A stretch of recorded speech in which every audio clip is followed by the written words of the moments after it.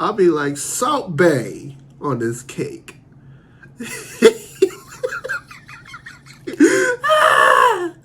Yes!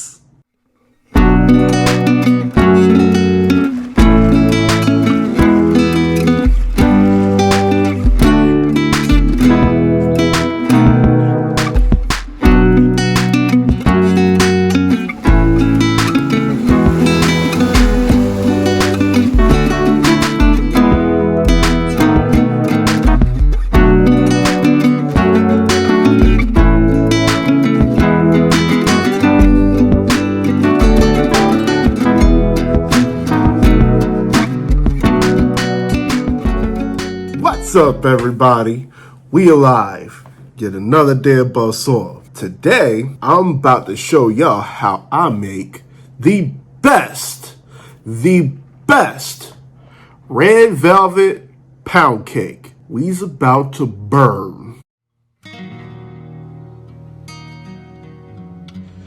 Time to run by the ingredients that you're gonna need for your red velvet pound cake. You're gonna need baking powder, buttermilk. You're gonna need 3 sticks of butter at room temperature.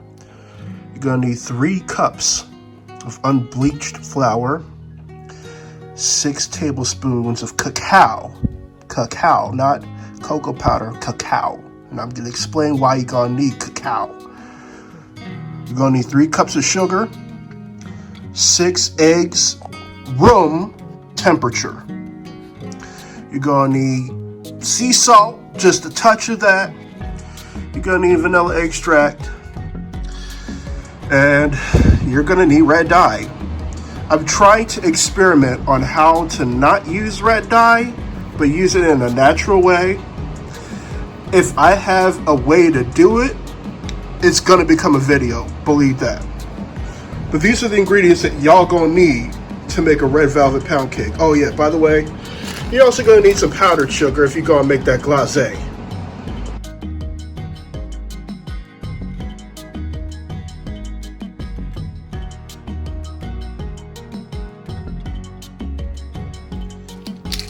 This is 3 cups of unbleached flour.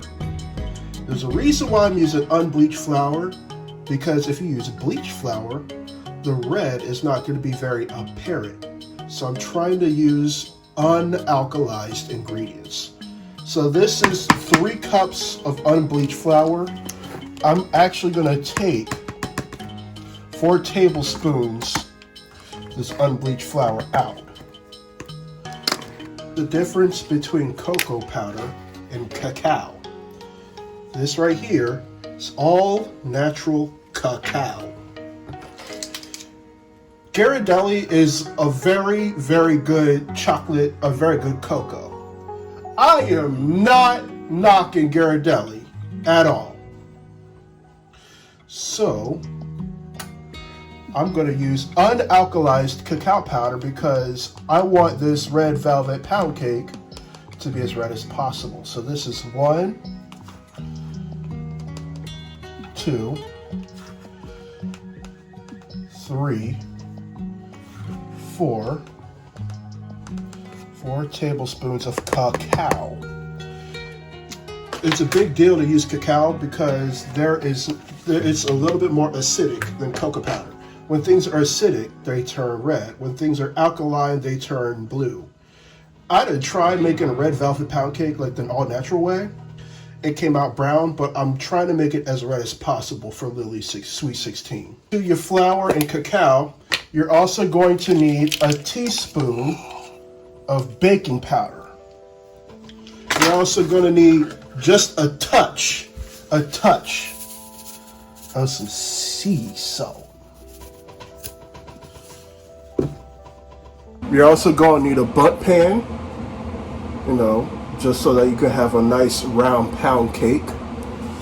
You're going to need a little bit of extra flour, to dust the pan. You're also going to need some ham. You're going to need ham. This is going to go into both your muffin tin and your pan, and then you're going to flour it. Now for this cake, I'm also going to use only one of these muffin tins. It's going to be for decoration. You're going to see in a little bit. You're going to need room temperature eggs. These eggs aren't room temperature, so in about a few minutes they will be. I put a pin at the bottom like that, and then leave this center one plain. Just leave it blank. I already got this butter room temperature. We're gonna throw this in a bowl. This is 3 sticks of butter.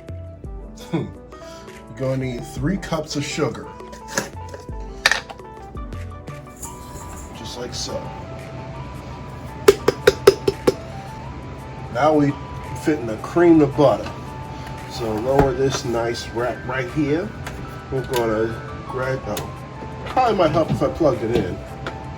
And remember, when you're creaming your butter, if you can still hear granules of your sugar in this metal bowl, you didn't cream it enough.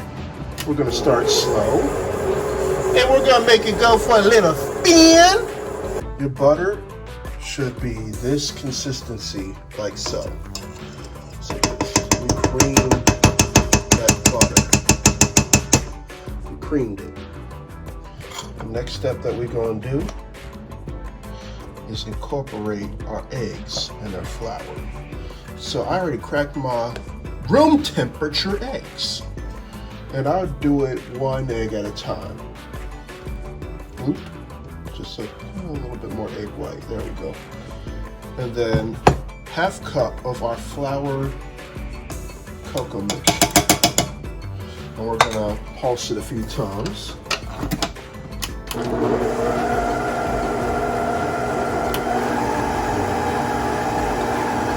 And we're gonna repeat this process 5 more times. Don't forget to scrape your sides while you're mixing your batter. So that way you get all the nooks and crannies, and they all just work together. And after you alternate eggs, flour, your batter should look luscious just like this. I'm gonna take my spatula and scrape them sides. See, look at this. Oh, sweet Jesus. Looks good already. Next step is going to be pretty interesting. Usually with a pound cake I'll put sour cream. This time I'm going to use 8 ounces of buttermilk. That's going to go in there. If you don't have buttermilk on hand, honestly you can just use a cup of milk. You throw some vinegar, some distilled white vinegar in there. Mix it around, let it set for about, 7-10 minutes. And then bam, you got buttermilk. Okay. One ingredient that I didn't mention was distilled white vinegar. You're gonna need a tablespoon of that. But okay, we're gonna put a tablespoon. Oh, this one's not open yet. I got one that's open. Okay, you're gonna put a tablespoon of vanilla extract. Yep, tablespoon of vanilla extract. And with the red dye, like I've been saying earlier, I really am trying to find a recipe or find something that could use for red dye. I've tried beetroot, I've tried hibiscus. If anybody has ideas for natural red dye, feel free to write it in the comments. But I'm using red dye this time because I want the cake to be red. I'm going to do 1 tablespoon of red dye. Let's see how this looks. And if you need to add more red dye or natural red dye, you're going to need to add it.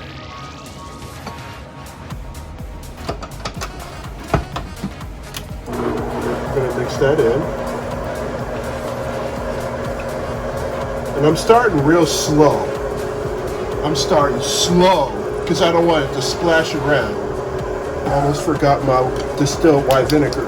The reason why I'm putting distilled white vinegar in this is to add the acidity to the cake. Because if it's alkalized in any way, it's not going to have that bright, vibrant red color.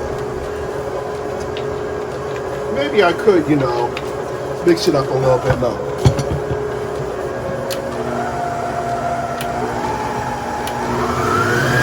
Yeah, buddy. Now we're cooking. I feel like it could use a little bit more red, so I'm going to put another tablespoon of this red dye up in here.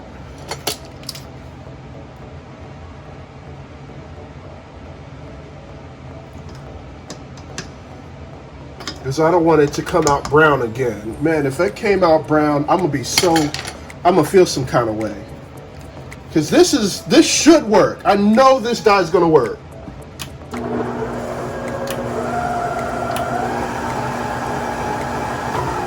All right.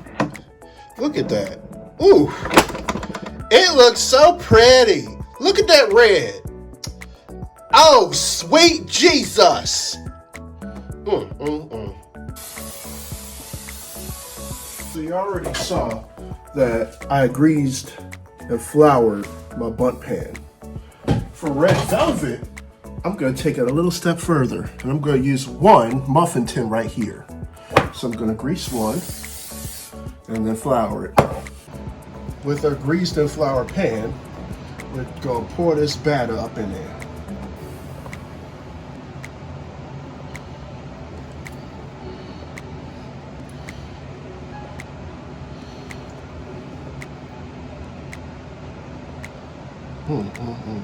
It's looking good already.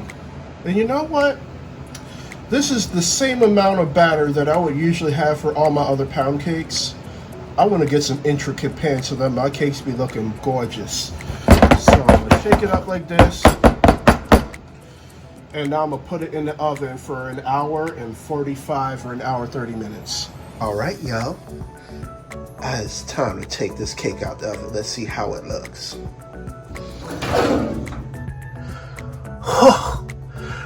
I saw what a god! I made a little bit of a red velvet cake in a cupcake pan, and there's a reason why. I tested half of it to get the taste of it, but I want to do something with the other half. You're going to see why. So I'm going to crumple it up like this. Crumple it up. And I'm going to let it dry out for a little bit. This is going to be the crumb on the side of the cake. I let my cake cool down for about 15 minutes. Now is the fun part, the moment of truth. We're going to see how this cake come out. We'll flip it over. Drum roll. Brrr. Oh, it slid out nice. Let's see how it come out. Oh, oh, sweet Jesus. Look at that. It came out perfect. Oh my. All right, y'all. It's time to make the glazé. I got a little bit, just a tad bit less than 2 cups of powdered sugar. And you're gonna have a tablespoon of melted butter. You're gonna have, I'm gonna say a teaspoon. Yeah, I'm gonna say a teaspoon of vanilla extract.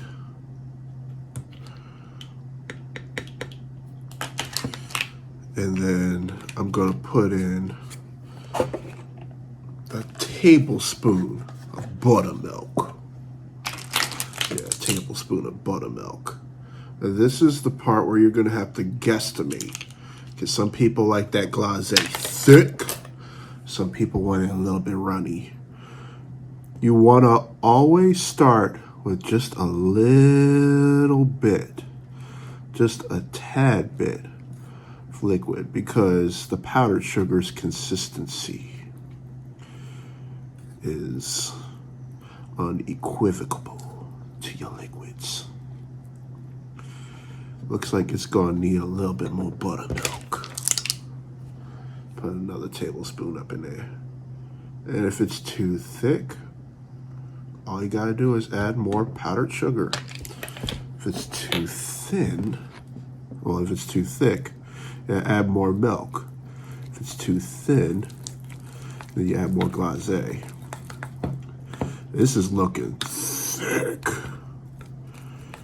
You know what? I probably might need just a touch more of buttermilk. Probably put I'm gonna, yeah, a teaspoon, another teaspoon. And then after that, I'm not gonna add any more because I know that's gonna be the right amount. We're just gonna keep on mixing like this. And get all of it. Maybe it needs a little bit more. I put in a couple more teaspoons. This buttermilk tends to be thick as well. And again, if you don't have buttermilk, you can go ahead and get a cup of milk, a tablespoon of distilled white vinegar. Let it set aside for about 10 minutes. It's gonna curdle. And that, ladies and gentlemen, that's how you get buttermilk. Because honestly, I'm glad I'm making another cake, because after this video, I'm gonna make an Oreo pound cake. I am not gonna use all this buttermilk in just one cake. Buttermilk, you can use it with biscuits. You can make buttermilk pancakes. Oh, I swear to God. You can do almost anything with your buttermilk. You can also dredge some chicken tenders in your buttermilk. And remember to season your buttermilk if you do that. And of course, when I season my chicken, I like to use some Old Bay. That's just standard. And look at this. Ooh, yeah. Oh, sweet Jesus. Look at the... Man, when they have this red velvet cake, they're not going to know what the heck to do with themselves. They're going to be smacking their lips. Look at that. Look at how... I think this is the best glazé that I'd ever made.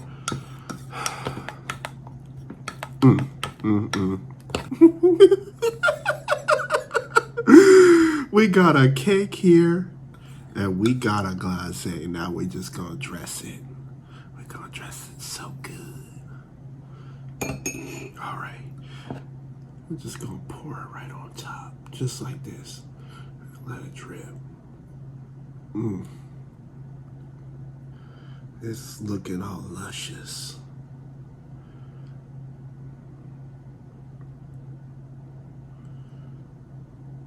And you just gonna let it fall right off the side, so it's gonna drip. You know, help it along, and if you need to just let it drip off the sides like so. Oh, I swear to God. Oh. Paula Deen ain't got nothing on this. I'm just gonna probably make her jealous.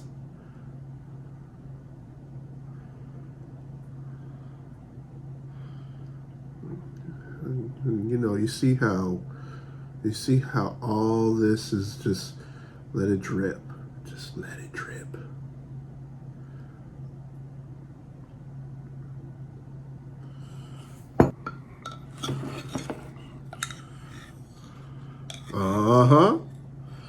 Look at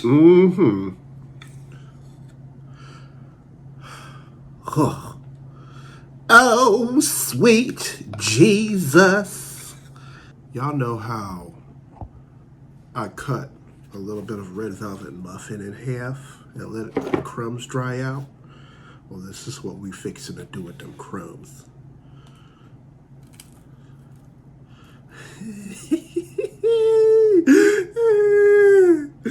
Oh, sweet Jesus. I'll be like Salt Bay on this cake.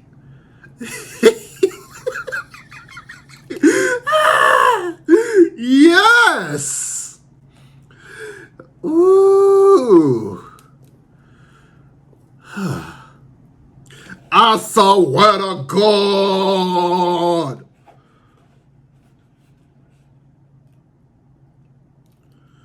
Yeah, it looks messy. But sometimes that messy just makes it look all decadent. And there we have it. We have a red velvet pound cake. Gonna see the birthday girl cut it open right at her sweet 16. And you're gonna see how scrumptious the inside of this cake is. Yeah, y'all can be jealous, but I'm gonna put the recipe in the description afterward anyway. Yeah. Before we part ways and leave, I have a relatively important question to ask of you. If you went to sleep tonight and you didn't wake up the next day, would you truly be satisfied with the life that you lived? If your answer is no, then it's most definitely time to do some soul searching and think about some of the changes that you need to make with your life. I say this because there's a lot of things within our society that discriminate. Death, however, it doesn't discriminate. I want to thank all of y'all for watching this fantabulous content. If this is your first, second, third, or whatever time, hit that subscribe button. By the way, 90% of y'all ain't subscribed. If you want to change that, become a member of the LDX family and be on the road to 100 subscribers with me, hit that subscribe button. I'm also going to include the links to my Etsy and Instagram right down within the description. I leave you all with much love, good spirits, and vibes. Until next time, I'll see y'all later. I'm out.